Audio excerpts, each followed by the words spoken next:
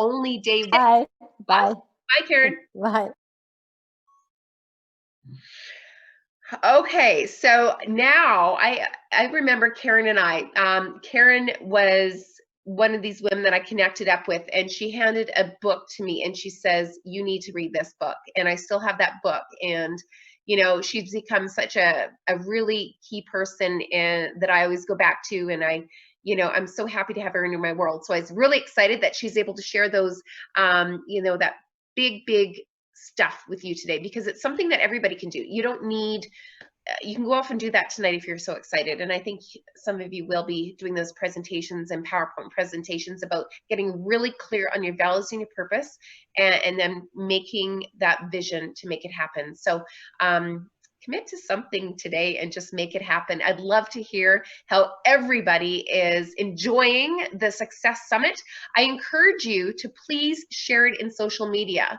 I know, Sarah, I see you here. Thank you for joining us. I'm just going to say I'm blown away by the speakers that we've had all morning and continue to have right up until 4 o'clock today, all day tomorrow, and then the roundtable.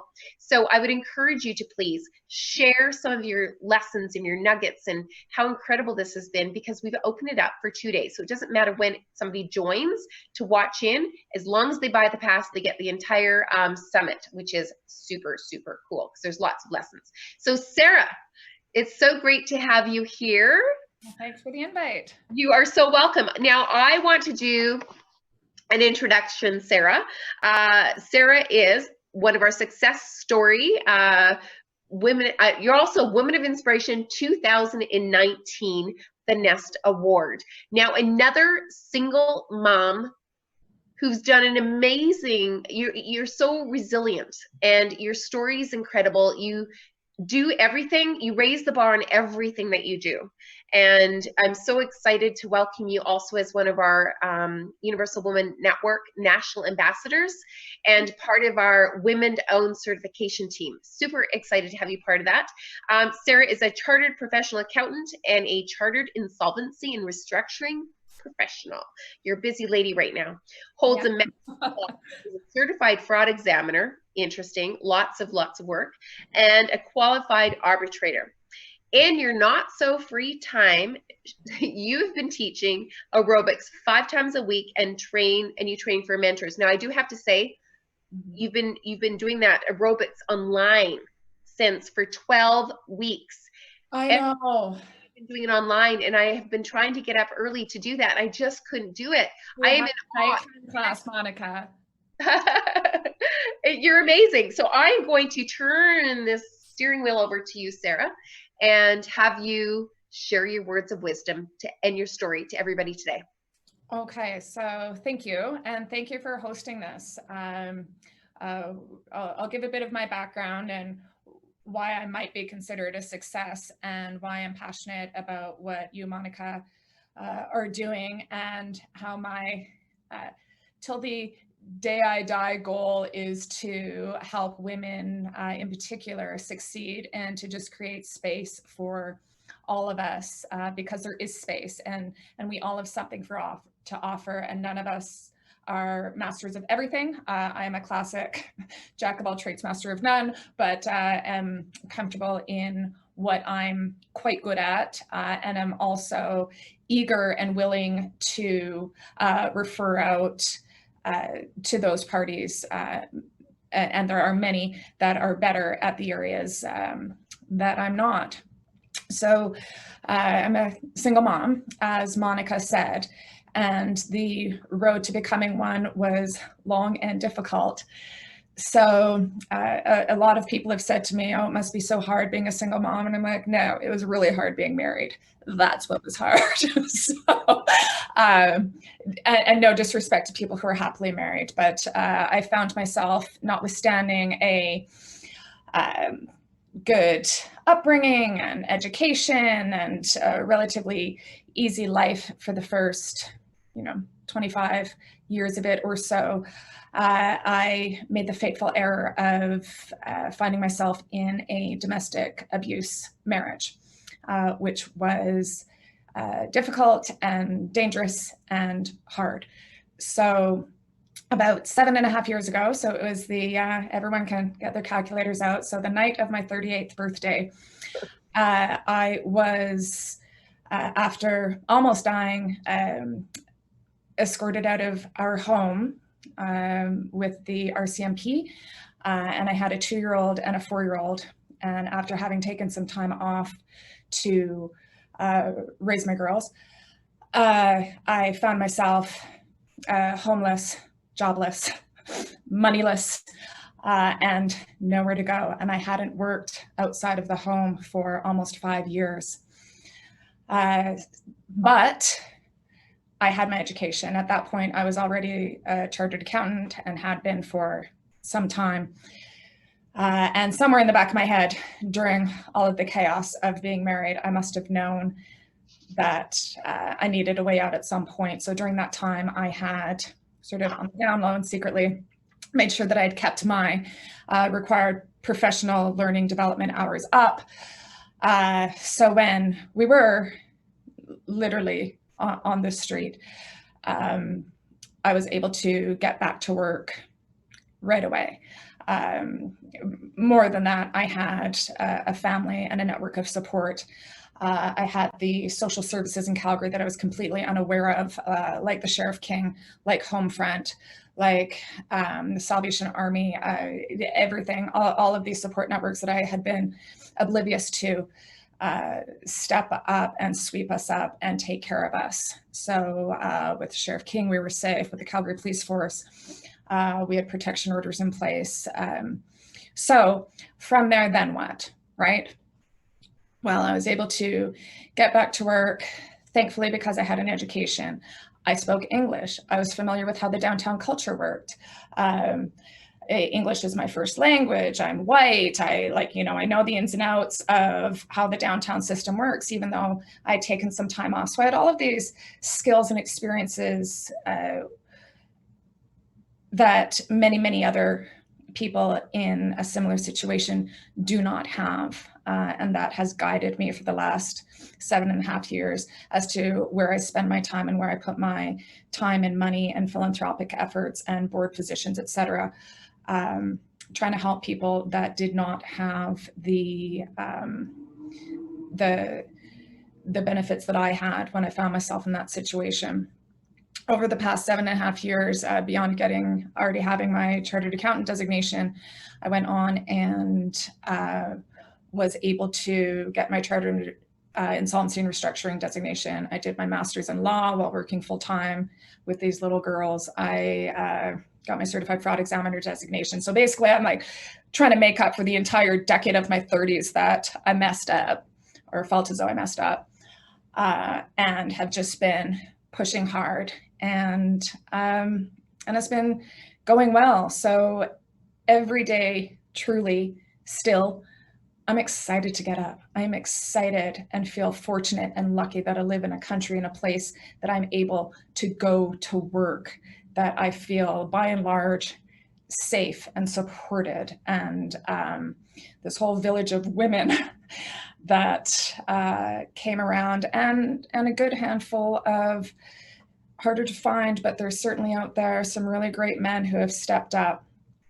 And from there, I've just been carefully crafting who I surround myself with. I am intentional with the company I keep. I'm intentional that I spend time with other bright, hardworking, confident women. I'm intentional in the people that I reach out to and I help, right? Because sometimes you're just so lost in the fog that you don't even know that there's all of these hands there willing to help reach you up. There were so many people that helped me. I didn't even know half of them. I had people showing up on my doorstep with clothes so I could go to work, with clothes and toys for my children, with furniture. We had nothing. And that's my focus, is to try to the best of my ability, live my days in some sort of life of service. And I'm also not afraid to charge for service. I volunteer a good amount of time, but I don't think that there's any shame in monetizing some of the service and monetizing our skills. We give so much of our time as women as it is that it's okay to get paid. So don't discount yourself. And gosh, I do a whole lot of work for free, but I also make sure that I get paid when it matters. And so let's support one another. And I'm intentional to the best of my ability in sourcing out female professionals. There are so many strong, competent, bright women. I took my 9-year-old to the eyeglass appointment in December. And so our lawyer is a female, and our dentist is a female, and our doctor is a female, and our karate coach is female. Anyway, so we're at the dentist's office, and or the eyeglass place, and a man walks out, and this is where I feel like I've done my job. So a man walks out, and I made an appointment with a female optician, or optometrist, I guess. And my 9-year-old looks at me, and she's like, "Mom, that's a man." I'm like, "Honey, some men are smart enough to go to university. It's okay. Like, they can be doctors too. Like, men can be doctors." And she's like, I don't know.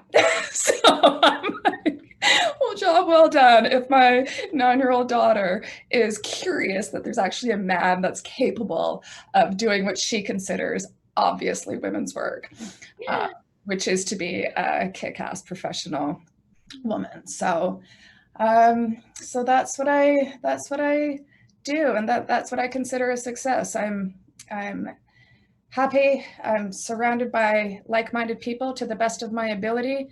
The fitness is just for fun. So yes, I do teach fitness 6 times a week, and that's a different sort of what I consider giving back. A lot of us are so busy and trying to balance it all and trying to fit it all in, and we put ourselves last. Let's put ourselves first. If we put ourselves first, no one's winning any prizes on Mount Martyrdom. So let's put ourselves first. And by putting ourselves first, then we can better give to others. But if we're not feeling all right, then no one is. So that's my success stories. I just keep on keeping on. We're all hustling for a living. But I'm happy and trying to live every day in a manner that is in alignment with my values and is something that I am proud of, and I think that my daughters can be proud of. Amazing. Sarah, your story of resilience is truly remarkable. And I'm so happy that we have the opportunity to be able to share your story with those that are maybe those women that are, and I know there's women watching right now or will watch when we actually, at some point, because we have new people joining over the next couple days. But it's really important for those women to know there's always a tomorrow, and you can get through it. You can. And you can get through it. Women in particular want to help. We will help. Yeah. So don't ever feel that you're going to be judged. Don't ever feel afraid to ask for help. It comes freely and it comes without judgment. And we are there for you. You're not alone. So I think the messages that you have, and I actually love the story that your daughter's like, "You mean men could do this too?" I know, isn't that the best? I'm like, job done. I'm finished. I'm sitting here going, yeah. Like, honestly, what a power mom and role model you are. For your daughters and for so many. I really, truly admire you. You and I have a lot in common. And, I think that all tides raise together. So I'm super excited that you have had the opportunity to share your story. I think we need to do more of that and own it, be vulnerable. And you know what? We do it. And people say, who, her? And it's yes. Well, that's exactly it, right? Is that the picture that many of us, and myself previously included, had in our head of the abused woman is someone uneducated, someone who came from a history of abuse, someone who, down and out, that side of the tracks. I'm like, no, if 1 in 3 women experience abuse, we all know someone or are someone. So I'm open about my story, and I'm not embarrassed about my story because I want people to know that it's okay and there's a way through, and that abuse doesn't see color or socioeconomic circles or anything. It happens. It happens. and we'll get through. So there's no shame in it, or at least I'm not holding shame about it. It's, you know, maybe I just loved a little too hard and thought, I'll fix this. And anyway, so everyone has their own journey, but there's space for everyone. So I'm here to go to bat for you. I don't care if you're, you know, want to be the best hairdresser or plumber or entrepreneur or teacher or homemaker. Just together we rise. Let's reach out and help others up, and let's elbow those buddies out of the way and make space, because you know, dimming someone's light isn't making you brighter, right? So I love that one. Dimming someone else's light doesn't make you brighter. It certainly doesn't. And I know that your presence, a part of our community and Universal Women's Network as one of our national ambassadors, you make us really bright. Like, you bring so much great positive energy, and we're just so proud to have you on board and a part of the community and aligning with our values and really believe in what we believe in, is just supporting women. So thank you so much. And the men that support her. So we actually love, just like I think Cameron Shell is speaking at 3 o'clock today. So we have a few men in our summit too, which I needed and I wanted, because there are good men around us all the time. So thank you, Sarah, for bringing those important things up. Thank you for being vulnerable and open and sharing your story and all of your successes and owning that space and showing your worth. So thank you so much. Thanks for everything you're doing. This is great to raise the profile. And I love that men are involved, because that's the only way to affect change, is that we all have to be part of the change. Otherwise we're just screaming from the sidelines. I totally agree. And I look forward to having you back on the panel tomorrow, because we're going to talk about women-owned, women-led, our certification process to help women, to help female entrepreneurs get noticed so we can help support you. Absolutely. I love it. Thanks, Sarah. Have a great day. And I think I see Miss Dana in the green room. Okay. Enjoy the rest of the day. Thank you. Bye. Bye.